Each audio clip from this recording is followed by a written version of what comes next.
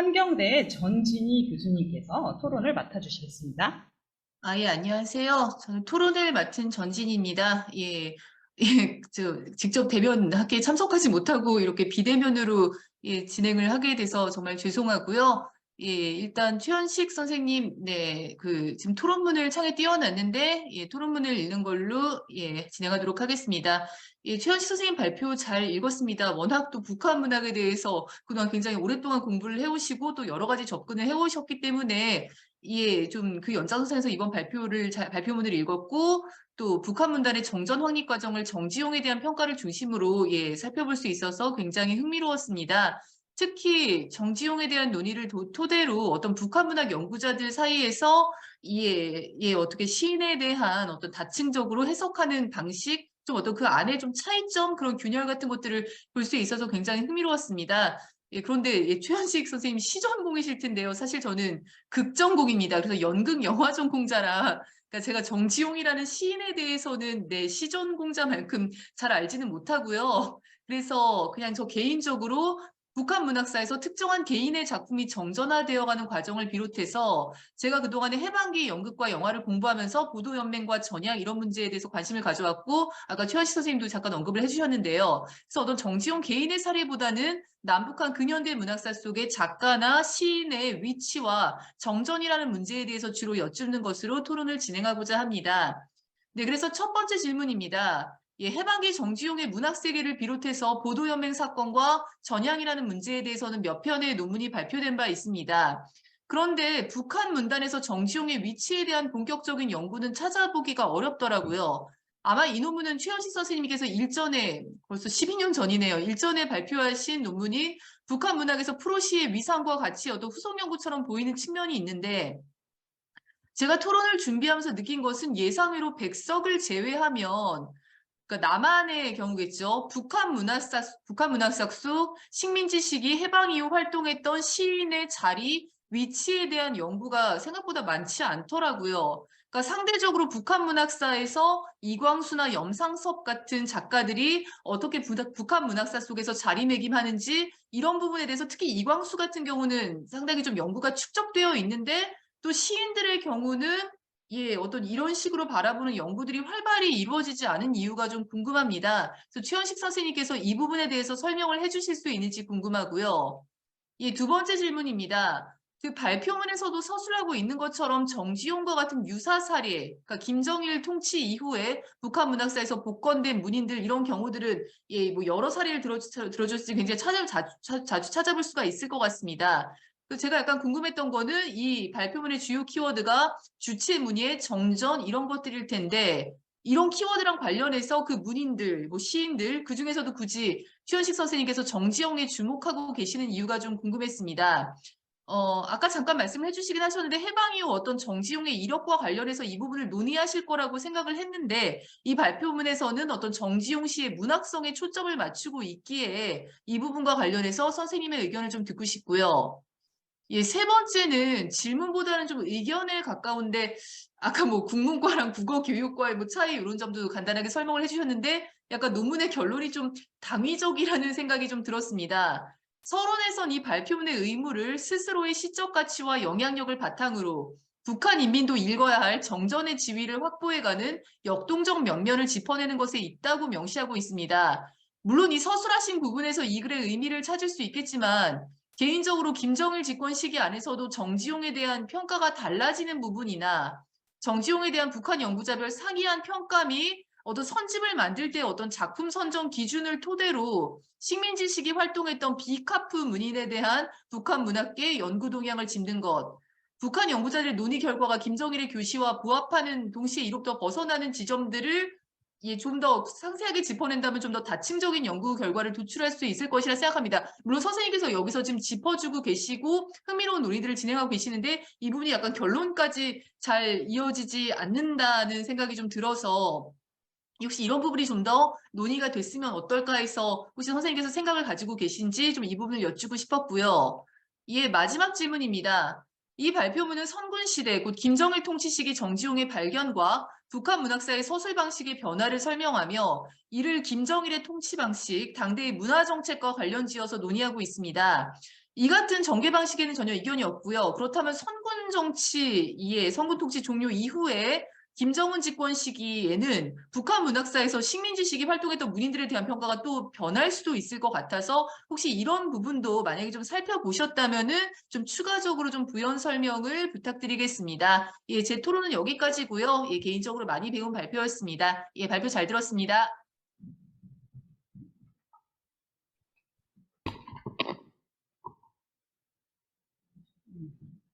네, 전진희 선생님 반갑습니다. 아마 처음으로 학술대회에서는 이제 토론과 발표와 토론을 맡게 된 것 같습니다.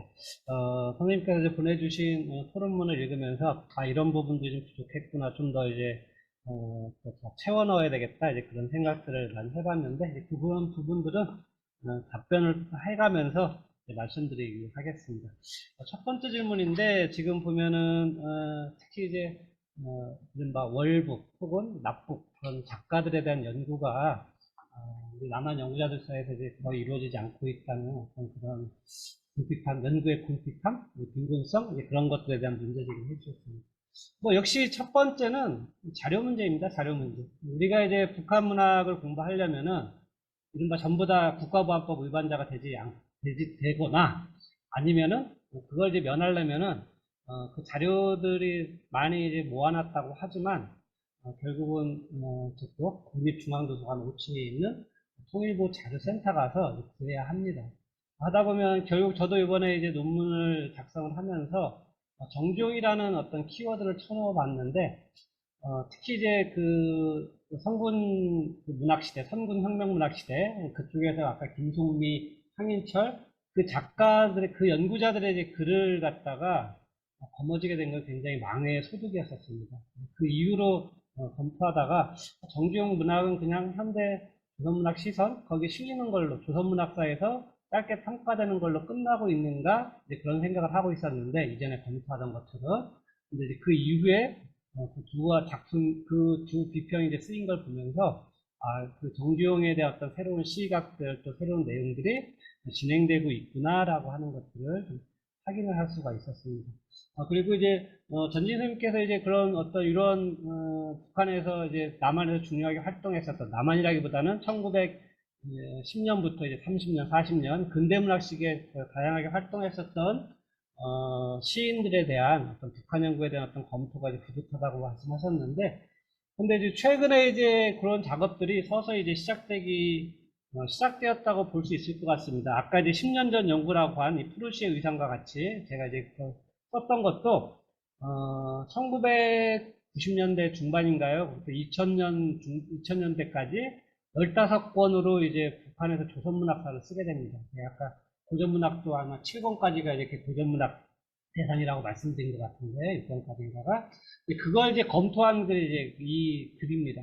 그러다가 결국 그 전체적인 어떤 거였다면 지금은 이제 개별 작가별로 북한 문학에서 어떻게 다뤄지고 있는가를 갖다가 지금 이제 검토를 하고 있는 셈이죠.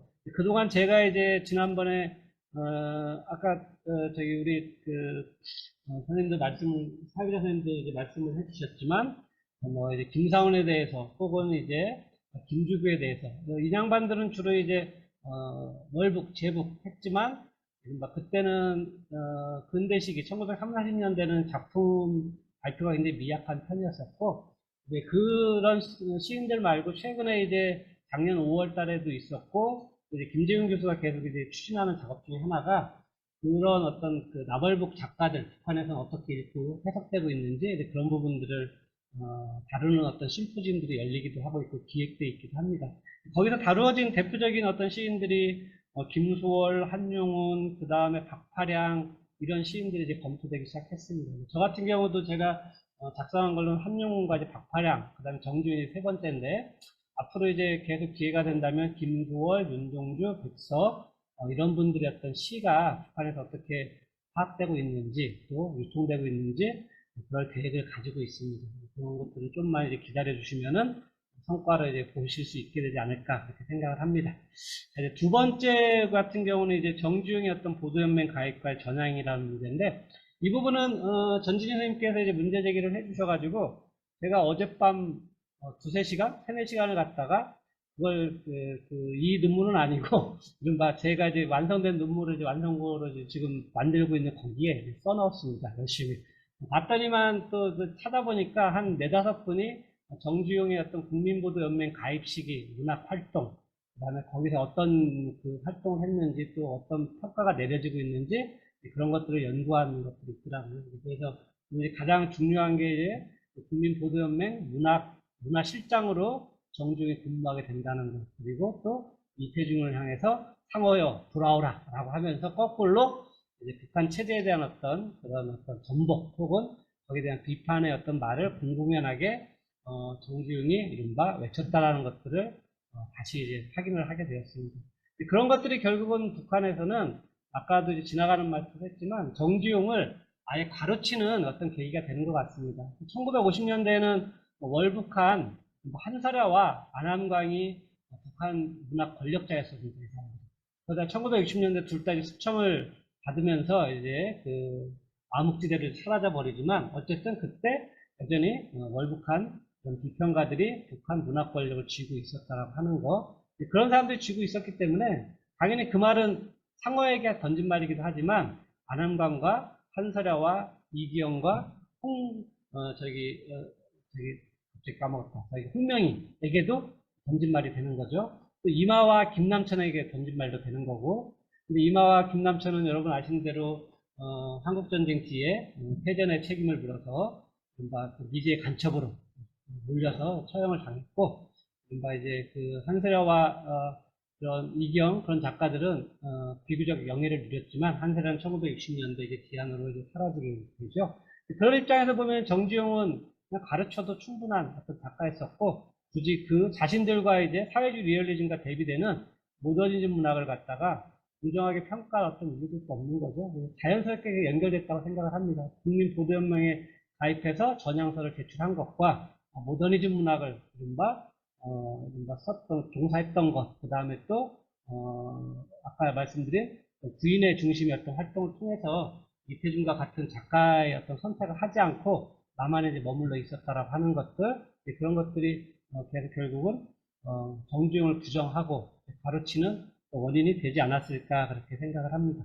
자, 세 번째 문제는 이 부분 같은 경우는 이제 아까 말씀드린 걸로 좀 대변을 해야 될 것 같습니다. 지금처럼 선생님께서 말씀하신 비카프 계열이나 다른 작가들의 어떤 그런 뭐랄까요 선택, 그 다음에 그 작가들에 대한 어떤 비평이 북한에서 또 어떤 식으로 이루어지고 있는지 이 부분들은 여러 지금 연구자들이 진행을 하고 있는 그 재월북 작가들에 대한 어떤 판단, 그리고 아까 현대 조선문학 선집에 실린 작품들을 어떻게 북한이 읽고 있는가 그것들을 파악해 나가는 과정 속에서 자연스럽게 이제 드러날 것 같습니다.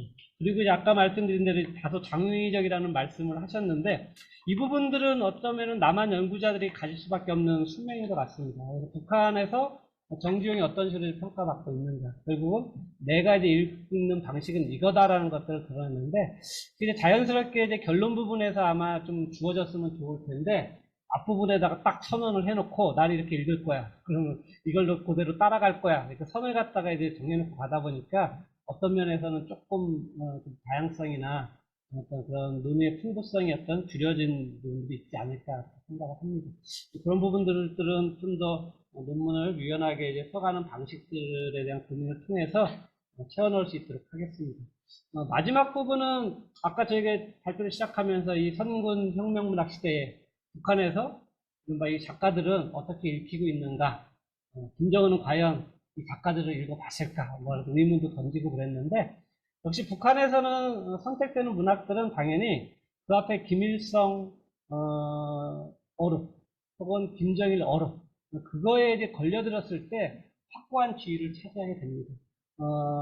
예를 말씀드리면 한용운 작가 같은 경우, 한용운 시인 같은 경우 해방되고 나서 이제 그런 어떤 민족 부르주아리라는 것과 불교 문학이라는 것 때문에 선택을 되지 않았습니다. 그것들은 결국 인민들의 어떤 정서나 민족 전통에 반하는 거라고.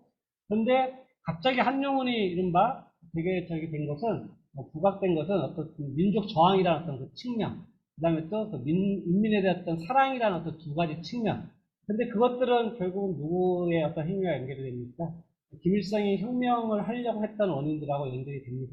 그래서 이전에 한자도 그런 것들이 나타나지 않다가 갑자기 김일성 여러분 잘 아시는 대로 유훈의 어떤 바탕이 되고 있는 세기와 더불어라고 하는 책이 있죠.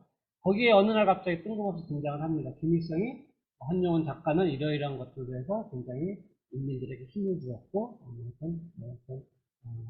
투쟁의 어떤 뭐 그런 방법을 찾다 뭐 그런 식으로. 이거는 뭡니까? 거꾸로. 이른바 전통이 어떻게 발명되는가. 그리고 또 전통이 하나의 어떤 이른바 그런 옛날부터 있어 왔었던 어떤 그런 의미 있는 어떤 해석으로 어떻게 것들이 이른바 설정이 되는지를 전형적으로 보여주는 예 가운데 하나입니다. 정지용도 아까 말씀드렸지만 김일성과 김정일이 호명함으로써 북한 문학에서 주류적인 어떤 위치에 서게 됐다는 거죠. 근데 정지용 같은 경우는 단순히 이제 그것만에 의해서 거기에 그 맞는 조합들만이 아니라 아까도 김송미나 아니면 황인철의 어떤 비평에서 보듯이 스스로의 어떤 작품 자체의 어떤 뛰어남 같은 것들 그런 어떤 북한에서는 뭐 형식주의 그 다음에 예술 지상주의라고 했지만 그것이 거기에만 머물렀던 것이 아니다라는 것들을 물론 바다나 해역 같은 작품들이 이제 소외되긴 했지만 여러 작품들을 통해서 드러내고 있다는 거죠. 아마 전진 선생님께서 말씀하신 대로 만약에 이제 그 꼬맹이가 김주혜 그 친구가 지금 수령이 되면은 정지용에 대한 평가가 또 달라질 수도 있습니다. 얘들은 근데 지 할아버지 그쵸 증조 할아버지 지 할아버지 말을 함부로 깎아내릴 수 있을까요? 아마 그게 혁명적인 것과 사건이 일어나지 않으면은 김일성 어록과 김정일 어록은 그대로 박혀 있을 겁니다. 그 안에서는 안정적인 위치를 갖다가 지위를 확보했다고는 볼 수 있을 것 같습니다. 그렇다면 그 기회를 이용하여 정지용 문학의 또 다른 어떤 우수성 그런 것들도 전통의 어떤 필요성 그런 것들을 어쨌든 우리가 함께 이제 고민할 필요가 있을 것 같습니다. 이상으로 답변 마치겠습니다.